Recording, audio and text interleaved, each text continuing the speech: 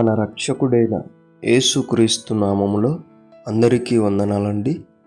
ఈరోజు దేవుని మాటలు ఎజ్రా గ్రంథము 8వ అధ్యాయం 23వ వచనం.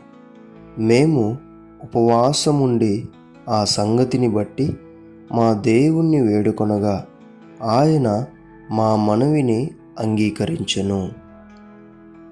ప్రేమైన దేవుని బిడ్డలారా, ఉపవాసముండి దేవుణ్ణి వేడుకొని ఎన్ని దినములవుతుంది ఒకసారి ఆలోచించు. దేవుని బిడ్డలారా, ఏమైనా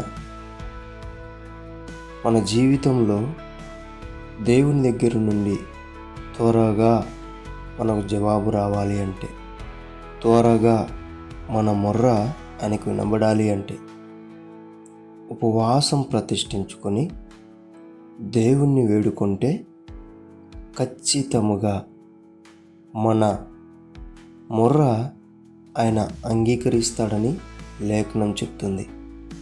అయితే ప్రియమైన దేవుని బిడ్డలారా, ఉపవాసం అనేది ఆత్మీయ బంధానికి, శరీరానికి ఎంతగానో ఆరోగ్యకరమైనది.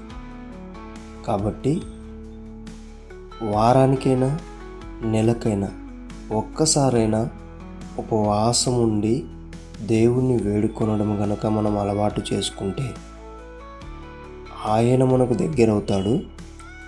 మనకు కావలసినవి మనకు దగ్గరవుతాయి. కాబట్టి ప్రియమైన దేవుని బిడ్డలారా, ఉపవాసం ఉండి దేవుని వేడుకొనడం మనం అలవాటు చేసుకొని మన జీవితాలను త్వరగా కట్టుకుందాం. ఆమేన్. దేవుడి మాటలను దీవించునుగాక. ప్రార్థించుకుందాం. దేవా, మీకు వందనాలు, స్తోత్రాలయ. ఉపవాసం ఉండి నిన్ను కలుసుకోక చాలా దినములవుతుంది.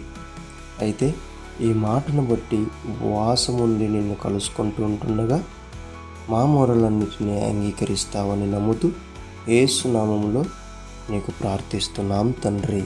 ఆమేన్.